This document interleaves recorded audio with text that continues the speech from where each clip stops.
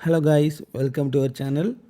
எல்லோரும் ஆவலாக எதிர்பார்த்துட்டு இருந்த SBI clerk prelims admit card இன்றைக்கி வெளிவந்திருக்கு.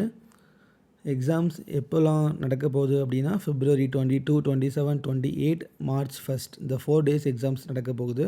ஸோ நெக்ஸ்ட் அப்கமிங் டேஸில் நம்ம என்ன பண்ணலாம், எப்படிலாம் ப்ரிப்பேர் பண்ணணும், எப்படி ப்ராக்டிஸ் பண்ணணும் அப்படிங்கிறத இந்த வீடியோவில் பார்க்கலாம். மொத்தம் 2 செட் ஆஃப் ஆஸ்பிரண்ட்ஸ் இருப்பாங்க. ஃபர்ஸ்ட் ஒன், ப்ரிலிம்ஸ் இன்னும் ஹோப்பே இல்லாமல் கிளியர் கண்டிப்பாக ஆகுமா ஆகாதாங்கிற மாதிரி இருப்பாங்க.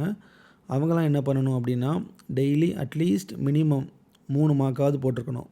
மார்க் போடுறது எவ்வளோ முக்கியம் அப்படிங்கிறது நிறைய பேருக்கு இன்னும் ஆக்சுவலாக தெரியல அதோடய இம்பார்ட்டன்ஸே. ஸோ அதோடய இம்பார்ட்டன்ஸ் தெரிஞ்சால் மட்டும்தான் நீங்கள் மார்க் போடுவீங்க. மார்க் போட்டால் தான் உங்களால் இம்ப்ரூவ் பண்ணவே முடியும். ஸோ அதனால் மார்க் மட்டும் யாருமே போடாமல் இருந்துடாதீங்க. இந்த எக்ஸாம் கிளியர் பண்ணணும் அப்படிங்கிற மாதிரி நினைக்கிறவங்க மார்க் கரெக்டாக போட்டுருங்க. அவங்களாம் என்ன பண்ணணும் அப்படின்னா 3 மார்க் போட்டுருணும் அட்லீஸ்ட். ப்ளஸ் அவங்க ஏதாவது செக்ஷனில் ஏதாவது வீக்காக ஃபீல் ஆனாங்க அப்படின்னா அந்த செக்ஷனை மட்டும் தனியாக எடுத்து ஒரு 3 to 5 மார்க்ஸ் கிட்ட டெய்லி போட்டு பார்க்கலாம். அந்த செக்ஷனில் இம்ப்ரூவ் ஆகுற வரைக்கும் அந்த மாதிரி செக்ஷனல் மார்க் போட்டால் கண்டிப்பாக இம்ப்ரூவ் ஆகும். தென் இன்னொரு செட் ஆஃப் ஆஸ்பிரண்ட்ஸ் யார் அப்படின்னா, ஓகே நம்ம கன்ஃபார்ம் கிளியர் ஆயிரும் அப்படிங்கிற மாதிரி நினச்சிட்ருப்பாங்க. ஸோ அவங்க மார்க் போடக்கூடாது அப்படிங்கிற மாதிரி கிடையாது. அவங்களுமே 2 மார்க் அட்லீஸ்ட் என்ன போட்டிங்க அப்படின்னா நல்லது. ஓகேவா? ஸோ அவங்களாம் 2 மார்க்ஸாக கண்டிப்பாக டெய்லி போடணும். அது கூட ப்ளஸ் எக்ஸ்ட்ரா என்ன பண்ணணும் அப்படின்னா, டெய்லி கண்டிப்பாக கரண்ட் அஃபேர்ஸ் படித்தே ஆகணும். டெய்லி ஒரு 3 to 5 டேஸ்க்கான சிஏ படித்தாங்கன்னா ரொம்ப நல்லது. ஏன்னா அவங்களுக்கு ரொம்ப டைம் கிடைக்கும். இங்கே யாருமே ஃபுல் டைம் ப்ரிலிம்ஸ் உட்காந்து ப்ரிப்பேர் பண்ண மாட்டாங்க. ப்ரிப்பேர் பண்ணணும் அப்படிமா நினைப்பாங்க. பட் ஆனால் அது பண்ணவும் மாட்டாங்க, பண்ணவும் முடியாது ஆக்சுவலாக. ஓகேவா? ஸோ அதுதான் ஃபேக்ட் ஆக்சுவலாக. ஸோ அப்படி இருக்கும்போது ஒரு பாதி டைம் ப்ரிலிம்ஸ் கொடுத்தாங்கன்னா ஒரு பாதி டைம் சிஏ டைம் இந்த மாதிரி ஸ்பெண்ட் பண்ணலாம், தப்பு இல்லை. ஸோ யாருமே இந்த மாதிரி என்ன சொல்ல மாட்டாங்க. பட் இதுதான் உண்மை ஆக்சுவலாக. இப்படி பண்ணிங்க அப்படின்னா நீங்கள் ஆஃப்டர் ப்ரிலிம்ஸ் ரொம்ப ஒரு ஹோப்போடு இருப்பீங்க. மெயின்ஸில் கொஞ்சம் ஒரு ஸ்ட்ராங்காக போயிட்டு ஃபேஸ் பண்ண முடியும் உங்களால். ஓகேவா? ஸோ அதனால் சிஏ உங்களுக்கு எவ்வளோ முடியுமோ மேக்ஸிமம் அவ்வளோ உட்காந்து இந்த March 1க்குள்ளே எவ்வளோ முடியுதோ அவ்வளோ ஃபாஸ்ட்டாக கவர் பண்ணி முடிச்சுருங்க. ஓகே, என்ன கேட்டிங்கன்னா March 1க்கு முன்னாடி November, December, Jan, Feb இந்த 4 மாதத்தை கண்டிப்பாக நீங்கள் நல்லா தரவு பண்ணியிருக்கணும். அட்லீஸ்ட் ஒரு 2 சோர்ஸஸ்லேருந்தாவது நல்லா உட்காந்து படிச்சுருங்க.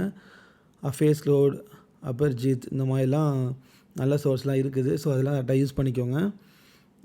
தென் alert for February 27, 28 and March 1 aspirants. என்ன அலர்ட் அப்படின்னா, ஆக்சுவலாக February 22 எக்ஸாம் நமக்கு ஸ்டார்ட் ஆகுது. ஓகேவா? கொஞ்சம் ஆஸ்பிரண்ட்ஸ்க்கு February 22 எக்ஸாம் முடிஞ்சிடும். ஸோ அப்படி இருக்கும்போது அவங்களுக்கு உங்களை விட மெயின்ஸ் எக்ஸாமுக்கு ப்ரிப்பேர் பண்ணுறதுக்கு, ப்ராக்டிஸ் பண்ணுறதுக்கு 1 வீக் டைம் எக்ஸ்ட்ரா கிடைக்குது அவங்களுக்கு. ஓகேவா? ஸோ அப்படி இருக்கும்போது அவங்களாம் நினச்சாங்க அப்படின்னா ஓகேவா, மெயின்ஸில் அவ்வளோ உட்காந்து ப்ராக்டிஸ் பண்ண முடியும். நிறைய ஒரு 2 to 3 months சிஏ கூட ஃபுல் டைம் உட்காந்து ஈஸியாக அவங்களால படிக்க முடியும். ஸோ இந்த மாதிரி நிறைய விஷயங்கள் இருக்குது அவங்களுக்கு அட்வான்டேஜஸ்.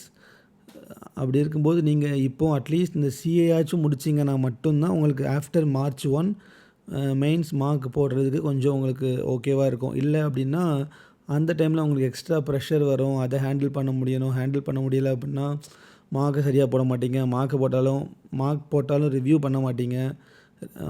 ஸோ இந்த மாதிரிலாம் எல்லாமே நடக்கும். ஸோ அப்படி இருக்கும்போது at least CA up to February கொஞ்சம் ரொம்ப தரவாக படிக்கிறதுக்கு ட்ரை பண்ணுங்கள். ஸோ அதுதான் நல்லது ஆக்சுவலாக. ஓகேவா? தென் இப்போ இந்த ப்ரிலிம்ஸில் ஒவ்வொரு செக்ஷன் வைஸ் ஸ்ட்ராட்டஜி பார்க்கலாம். இங்கிலீஷில் 20+ கண்டிப்பாக ஏம் பண்ணியே ஆகணும். 20 மார்க்ஸ் ஆச்சும் அட்லீஸ்ட் எடுத்தே ஆகணும். ஒரு கிளர்க்கு ப்ரிலிம்ஸ் எக்ஸாமில் 20 மார்க்ஸ் எடுக்கிறது அப்படிங்கிறது ரொம்ப ஈஸியான விஷயம் தான், ரொம்ப கஷ்டமே கிடையாது. ஓகேவா?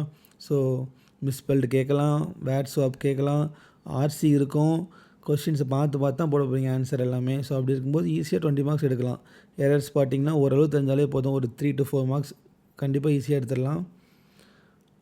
ஓகேவா? அவ்வளோதான். தென் குவான்ஸ் 25 கொஸ்டின்ஸ் அப்ளிகேஷன் சம் இல்லாமலே கண்டிப்பாக கேட்க தான் போகிறாங்க. ஸோ அந்த 25 நீங்கள் கரெக்டாக போட்டாலே 25 மார்க்ஸ் ஈஸியாக எடுத்துடலாம். ஸோ அவ்வளோதான். ரொம்ப சிம்பிளாக வச்சுக்கோங்க. உங்களோட எக்ஸாம் ஸ்ட்ராட்டஜியை அப்ரோச் பண்ணுறத கரெக்டாக பண்ணுங்கள். தென் கண்டிப்பாக ரீசனிங் எல்லாராலையுமே 35 அவுட் ஆஃப் 35 போட முடியும். அட்லீஸ்ட் 34 ஆச்சும் போட முடியும். ஓகேவா? ஸோ நீங்கள் அவர் எய்ம் ஷுட் பி 35 தான். சரியா? ஸோ அந்த மாதிரி எய்ம் பண்ணி ஒவ்வொரு மார்க்கையும் அப்ரோச் பண்ணுங்கள். நல்ல ப்ராக்டிஸ் யாரெல்லாம் ஹார்டாக பண்ணுறாங்களோ அவங்களுக்கு மட்டும்தான் சக்ஸஸ் ஈஸியாக கிடைக்கும். ஓகேவா? ப்ராக்டிஸே பண்ணாமல் சக்ஸஸ் கிடைக்கும்னு நினச்சிங்க அப்படின்னா அது உங்களுக்கு ஒரு நாளும் கிடைக்காது. அதுதான் உண்மை. ஸோ அதனால் நீங்கள் கொஞ்சம் you have to realise and practise hard. ஓகேவா? ஸோ நல்லா ப்ராக்டிஸ் பண்ணுங்கள். எக்ஸாம் ஈஸியாக கிளியர் பண்ண முடியும். ரொம்ப ரொம்ப ஈஸி தான். ஈஸி அப்படிங்கிறத முதல்ல நீங்கள் என்னென்னா ஃபஸ்ட்டு மைண்டில் ஃபிக்ஸ் பண்ணுங்கள். அதை ஃபிக்ஸ் பண்ணிங்கன்னா தான் உங்களுக்கு அது வந்து ஈஸியாக தெரியும். So okay guys, all the very best to all. Thank you.